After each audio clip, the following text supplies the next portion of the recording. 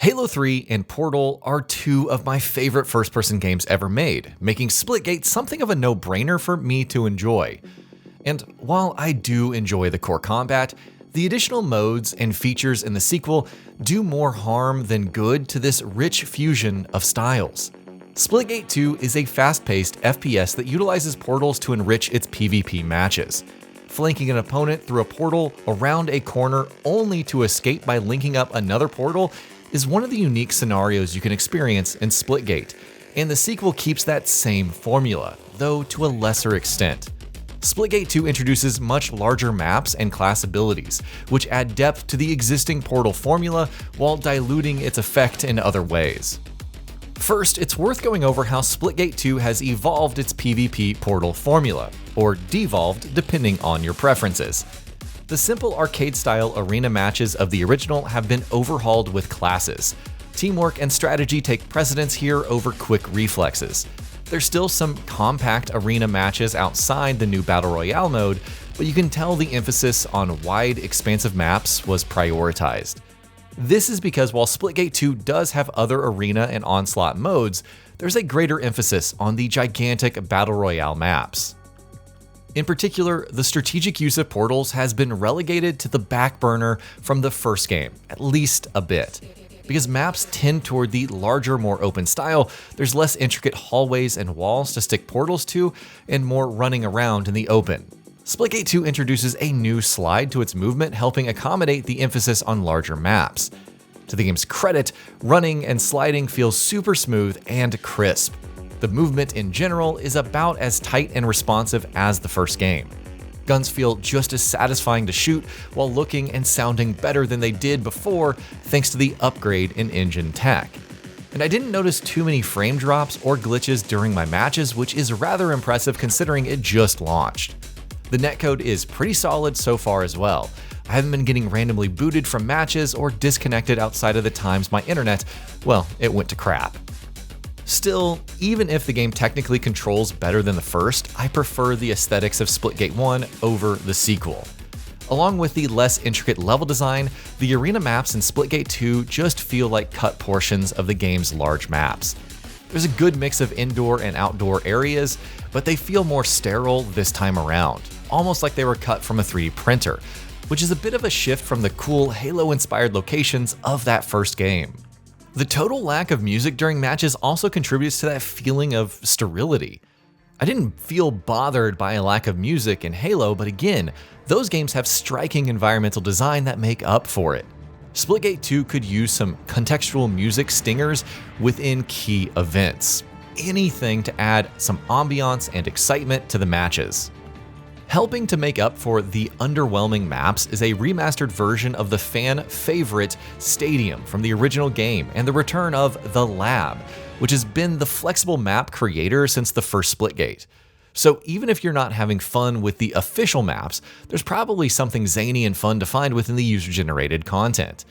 I haven't delved too deep into The Lab myself, but it's very apparent that it's not a drastic overhaul from the first game's map creator. There's a few new biomes and a snap-to-surface feature, but not any major additions yet.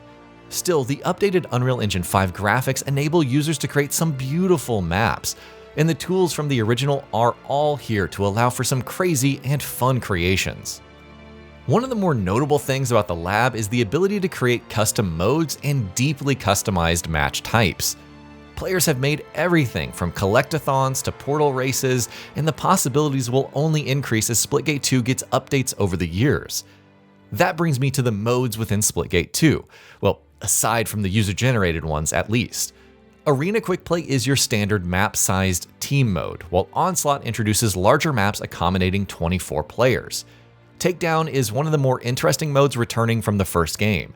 It's a twist on traditional deathmatch that speeds up or slows down team respawns depending on the frequency of team kills and deaths. And speaking of deathmatch, variations of that classic mode returns. It's worth noting that many of the game's modes are locked until you reach 50k experience, which takes about an hour or so of online matches, well, depending on your skill level. And that brings me to the progression and customization. Splitgate 2 introduces factions, which are basically classes that have distinct abilities and roles, a first for this series. There are 3 factions. Arrows is a quick-footed portal expert who functions as a jack of all trades. Meridian is the support class who can see through walls using their active ability. And Sabrisk fulfills the tanky offensive class that gets up close and personal with a smart wall ability to temporarily shield attacks. You level up each of these factions independently and unlock various weapons and skins for them through experience gain. Every class has a loadout consisting of a heavy weapon with 2 attachment slots, which range from scopes to accuracy boosts, a light weapon with 1 attachment, an equipment slot, think like grenades and mines, and 2 perks. New loadout options get unlocked as you gain experience with that class.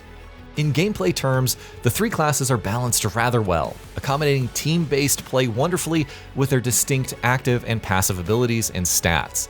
While I'm partial to the Sabrisk tank class, I didn't feel that any of them were particularly overpowered or underwhelming. Splitgate 2 has the typical Battle Pass template we've seen dozens of times from other live service games. Purchasing a season, or chapter as it's called here, of the Battle Pass grants access to a suite of faction skins, weapon skins, taunts, banners, and you guessed it, actual weapons and equipment. Season 1 features a legendary grade burst rifle for your Arrows character, and all for the low price of just 500 split coins. That's $4.99 to you and me. While the usable weapons don't clog the Battle Pass compared to similar games, there are a couple featured in each season. You can unlock these weapons, minus the unique skins, through normal progression, but can fast track them through that Battle Pass. But let's talk about the big addition to this game, Battle Royale. Matches begin by randomly queuing players into 15 4-player teams. And that's right, there's no team options whatsoever. And even better, the player who decides where to drop the party is chosen by what amounts to a coin toss. I've had instances where the leader chose to drop out of bounds, leading to a full squad death. It's a shame zones boot you out so soon because the loot distribution is well balanced, with boxes full of weapons and equipment in the heart of bases encouraging perimeter defense around such areas. With matches progressing at such a rapid pace, strategy greatly suffers and things get sloppy so quick. You just don't have enough time to strategize around a base before the zone then collapses. Moving from one zone to another is also something of a pain due to the meta greatly favoring snipers. Since zones are so spread out, snipers have a great long-range advantage. Portal use has a limited charge, which can be upgraded as you acquire loot around the map. The large environments limit how you use portals since there's less interior space and more open air locations, which I noted earlier as not liking as much. Portals are Splitgate's unique defining feature, so limiting and nerfing their usage dilutes the game's overall gimmick. But there are some positives with this new mode. I like how quick respawning is. Teammates are compelled to stick close to each other due to the opportunity to revive fallen comrades, which helps keep squads more helpful and attentive than they otherwise would be. I can see Splitgate 2 improving on its launch pain points later down the line. Like the first game, its intriguing portal system adds a ton of strategy and a high skill ceiling, even if portals are slightly less pivotal this time around. The new class system injects fresh team-based synergy to the forefront, and the skills are pretty useful, though there's so few of them at the moment. My least favorite mode is Battle Royale, which is a disappointment considering it's the new big thing out of the game. Hopefully the pacing can be improved with updates down the line because all the ingredients are there to make this a dynamic and a fun game.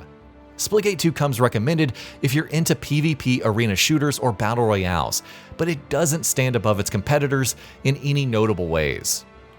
And that'll be about it for this one. If you guys like what we're doing at Gaming Vault, please consider subscribing to our channel, and I'll see you guys on the next video.